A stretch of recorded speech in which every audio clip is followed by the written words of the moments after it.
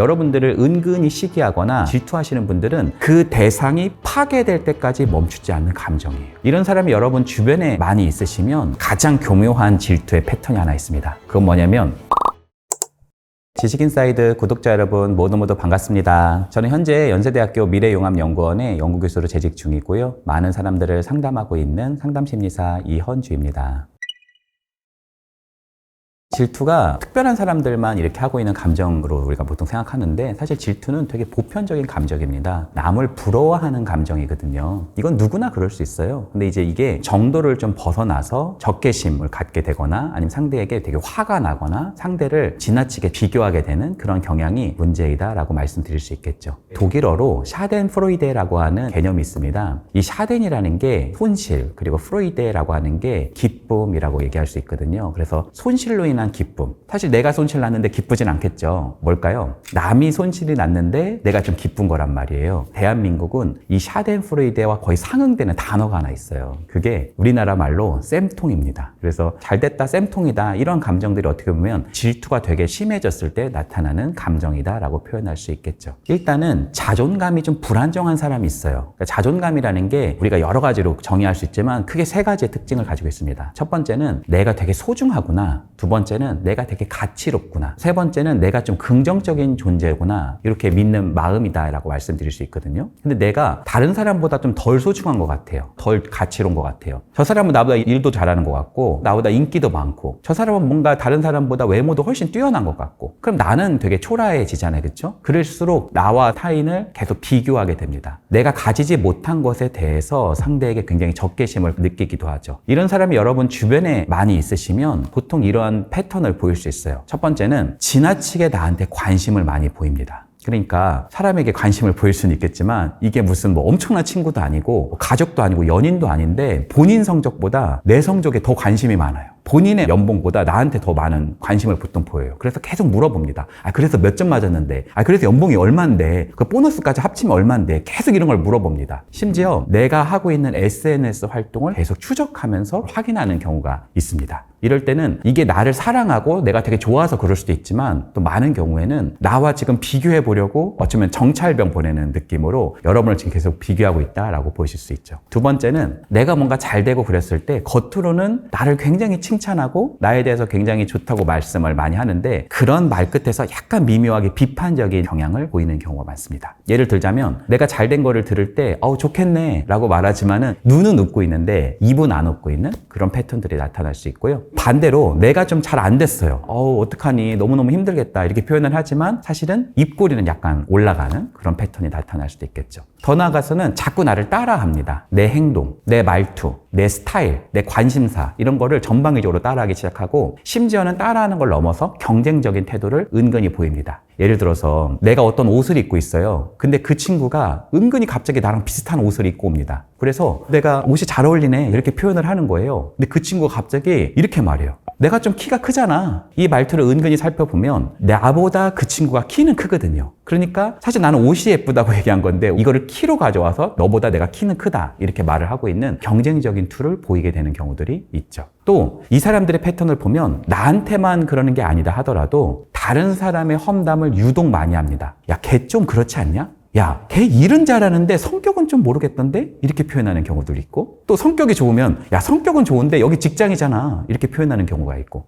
그러니까 뭘 하나 잘하면 다른 하나 부분을 뭔가 부족하다는 식으로 항상 깎아내리는 패턴들이 좀 전방위적으로 많이 있다라고 한다면 그 사람은 좀 질투심이 유독 강한 사람일 수 있습니다. 일단은 나에 대해서 얘기하지 않는다 하더라도 그 사람은 질투심이라고 하는 것이 자신의 내면 안에 굉장히 많이 휩싸여 있으면 그것이 나한테 불길이 오지 않는다 하더라도 다른 불길이 많이 생길 수 있죠. 근데 가장 교묘한 질투의 패턴이 하나 있습니다. 그건 뭐냐면 내 손에 피를 묻히지 않는 거예요. 그러니까 어떻게 보면 나를 질투하거나 아니면 상대방을 험담하는 것은 좀 어떻게 보면은 수준이 그래도 레벨이 좀 낮은 거라고 말할 수 있어요. 그게 아니라 상대에게 질투나 시기심을 갖게 하게끔 옆에서 종용하는 사람이 있습니다. 예를 들자면 이런 거예요. 우리 이번에 새로 들어온 김 대리는 너무 완벽하지 않아요? 이렇게 말하는 거예요. 이게 얘기를 들으면 주변 사람이 완벽해요 이렇게 표현하기는 어렵잖아요. 김대리가 진짜 일은 좀 잘하는데 약간 좀 자기가 우선인 것 같아. 약간 그런 부분은 좀 있는 것 같아. 좀 친화성은 약간 떨어지는 것 같기도 해요. 이렇게 누군가 얘기할 수 있잖아요. 그럼 그분이 바로 숙주입니다.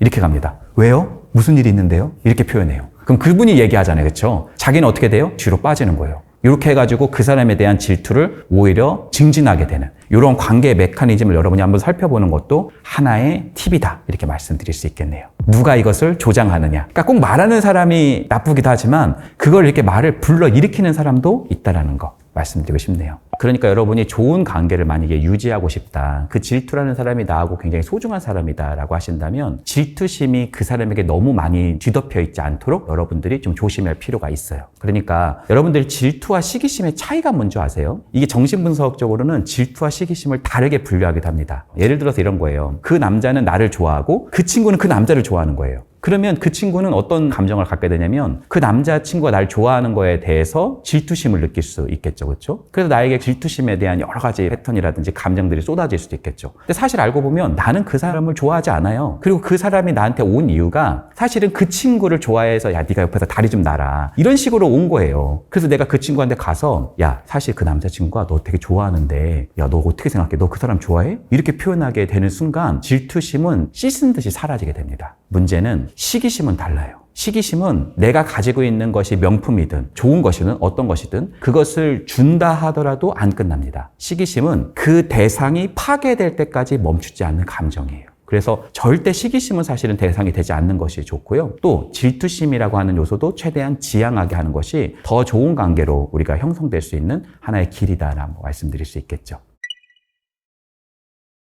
질투심을 좀 낮추는 가장 좋은 방법은 뭐냐면 상대를 인정해 주는 겁니다. 그러니까 절대로 우위에 서지 않는 거예요. 약간 뒤에 서는 게 되게 중요합니다. 어떻게 보면 질투는 보통 소유욕과도 굉장히 가깝거든요. 그래서 상대가 원하는 것을 내가 가졌다고 느끼는 거예요. 근데 그게 내가 가지고 있는 게 아니라 사실은 네가 가지고 있어 라고 표현해버리면 질투심이 상당히 좀 낮춰질 수 있죠. 예를 들면 이런 거예요. 상대가 원하는 것을 내가 그냥 줘버리는 겁니다. 그건 뭐냐면 바로 우월감이에요. 야 네가 더 우월해 라고 표현해버리는 겁니다. 그러니까 나를 띄울 때 나와 그 사람을 같이 띄워버리는 거예요. 야 내가 너 친구니까 가능했지 이렇게 말하는 거예요. 야 내가 그렇게 예뻐? 야 내가 너 닮아서 그런 거야 이렇게 표현하는 거예요. 부장님한테 막 칭찬받은 것을 내가 말할 때 제가 다 선배님한테 배워서 그런 거죠. 갑자기 부장님이 선배님이 돼버립니다. 그런 순간 굉장히 둘 사이의 연결성이 형성돼 버리기 시작을 하죠. 야 나는 정말 이런 게 부족해서 된 거야. 너는 나보다 훨씬 뛰어나서 더 잘할걸? 이렇게 표현해 버린 겁니다. 어떻게 보면 나의 능력보다 나의 가치보다 당신이 더 괜찮다라는 표현들을 여러분이 계속 지속적으로 말씀하시게 된다면 그 사람은 여러분에게 열등감 혹은 시기심, 시샘, 질투 이런 감정들이 좀 줄어들 수 있다라고 말씀을 드릴 수가 있겠죠.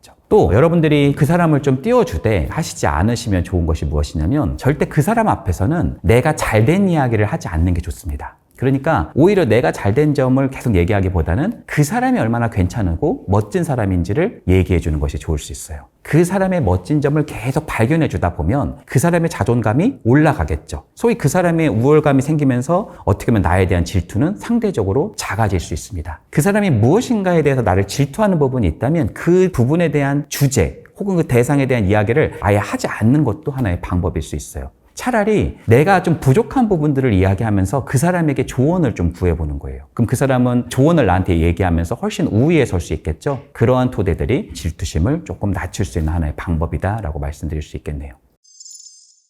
첫 번째는 능력입니다. 두 번째는 내가 사람한테 되게 인기가 많다는 거예요. 세 번째는 내가 외모가 되게 괜찮다는 거예요. 이 세 가지 조심하셔야 되는데 가장 하시면 안 되는 것이 있습니다. 그건 뭐냐면 내 자식 이야기. 내 자식이 얼마나 대단한 사람인지 그걸 얘기하는 거 진짜 조심하셔야 돼요. 상대도 자식 있고 나도 자식 있잖아요. 근데 우리 자식은 막 공부도 잘하고 부모한테 효도도 하고 못하는 게 하나도 없어요. 그냥 다 잘해요. 그러면 자기 자식이 떠오르거든요. 자기 자식은 공부도 잘 못하는 것 같고 부모님한테도 뭐 이렇게 탁달하고 뭔가 부족하거든요. 친한 친구끼리 자식 자랑하는 경우 진짜 많거든요. 근데 자녀 자랑은 조금 여러분들이 지양해 주시는 것이 굉장히 큽니다. 여러분이 만약에 자식 자랑을 많이 하신다. 우리 아이는 막 공부도 잘하고 핸드폰 게임은 전혀 하지 않고 친구들하고도 잘 지내고 부모님한테 굉장히 사랑하고 다른 사람을 굉장히 너르게 이해해주고 그러면서도 아무튼 능력도 훌륭해 라는 표현을 내가 한 30분 1시간 했다. 그러면 그걸 들은 그분 있죠. 그분은 이제 집에 가서 어떤 일이 일어나냐면은 그 자식과 부모 사이에 지금 불화가 일어날 가능성이 매우 높다. 이렇게 말씀드릴 수 있겠네요.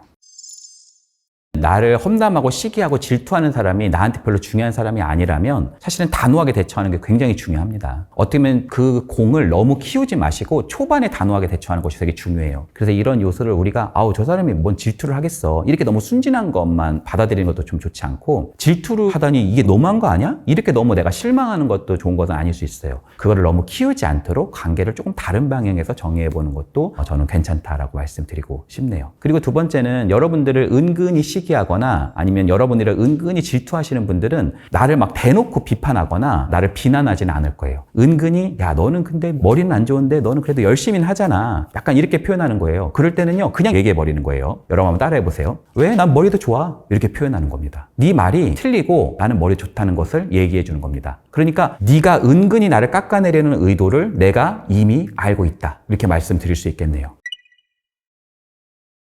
내가 상대에게 열등감을 느끼고 있다는 것은, 첫 번째는 내가 상대방에 비해서 뭔가 부족하다는 인식이에요. 그건 뭐라고 말씀드릴 수 있냐면 결핍입니다. 근데 다른 한편으로 그걸 뒤집어 보면 나는 그것이 무엇이든지 간에 조금 더 나아지고 싶다는 열망이 있다는 겁니다. 그러니까 우리가 프레임을 볼 때 내가 부족해, 나는 왜 이렇게 뭔가 못났지? 근데 저 사람은 왜 이렇게 잘 됐지? 라고 생각하면 그 사람을 보면 시기심과 질투가 생기고요, 나를 보면 굉장히 절망스럽죠. 근데 우리가 프레임을 바꿔서 내가 그것을 좀 더 나아지고 싶다는 열망이 있다고 하는 순간 거기에서 성장 포인트가 생길 수 있습니다. 그러니까 여러분이 뭔가 열등감이 들 때 그것을 상대에게 향하거나 내가 얼마나 부족한지로 가는 것이 아니라, 어떻게 보면 내가 조금 더 나은 사람이 되려고 하는 하나의 티핑 포인트일 수 있겠다라고 여러분들이 한번 생각해 보는 것도 하나의 프레임의 전환이라고 말씀드릴 수 있습니다. 예를 들자면 이런 거예요. 나는 왜 이렇게 영어가 안 되지? 이걸 갖고 자책하기보다는 내가 좀 더 영어를 잘해보고 싶구나 라고 생각해보고, 내가 그것을 조금 더 잘해보고 싶다면 어떻게 하는 것이 좋을까? 내가 조금 더 사람에게 좀 인기 있고 사람에게 조금 더 호감 있는 사람이 되려면 어떻게 하면 좋을까? 라고 내가 오히려 그 초점을 바꿔보는 겁니다. 그러니까 비교의 대상을 나와 타인으로 하기보다는 이전의 나와 지금의 나로 비교해보는 것이 조금 더 나을 수 있겠죠. 그러니까 나는 한 걸음을 간 것도 성장한 겁니다. 1cm가 커진 것도 커진 거잖아요. 어제의 나보다 오늘의 내가 낫다는 것을 여러분이 조금 더 경험해 보는 겁니다. 그런데 반대로 여러분들이 더 나아지려고 했어요. 근데 그날 내가 무슨 일이 있어서 내가 더 늦게 일어나가지고 그거를 못할 수 있잖아요. 그렇죠? 그럴 때는 너무 자책하지 마시고 이렇게 생각하시는 거예요. 이보 전진을 위해서 일보 후퇴했다고 생각해 보는 겁니다. 그리고 후퇴하면서 그게 뭔가 안 된 이유가 있을 거란 말이에요. 내가 너무 일찍 일어나려고 했다든지, 아니면 내가 하려고 했었던 게 너무 부담되는 일이었다든지, 내가 환경적으로 그것을 하기 좀 어려웠다든지, 그랬을 때 후퇴하면서 어떻게 하면 이것을 좀 더 잘해볼 수 있을까라고 하는 것으로 초점을 전환시켜 보는 것이죠. 그러니까 열등감이라고 하는 요소는 우리에게 절망감도 주고 어떻게 보면 질투심을 형성시킬 수도 있지만, 다른 한편으로 말하자면 나를 성장시킬 수 있는 굉장히 중요한 찜틀이 될 수 있다라고 할 수 있습니다. 수잔 코바사라고 하는 심리학자가 있습니다. 그분은 극심한 스트레스 상황에서 어떤 사람은 좌절을 해버리는데 어떤 사람은 그거를 뛰어넘을 뿐만 아니라 오히려 더 성장하는 사람들을 발견하게 되면서 이런 연구를 실제로 진행을 했는데요. 거기서 3C를 발견했습니다. 첫 번째 C는요, 컨트롤이고요.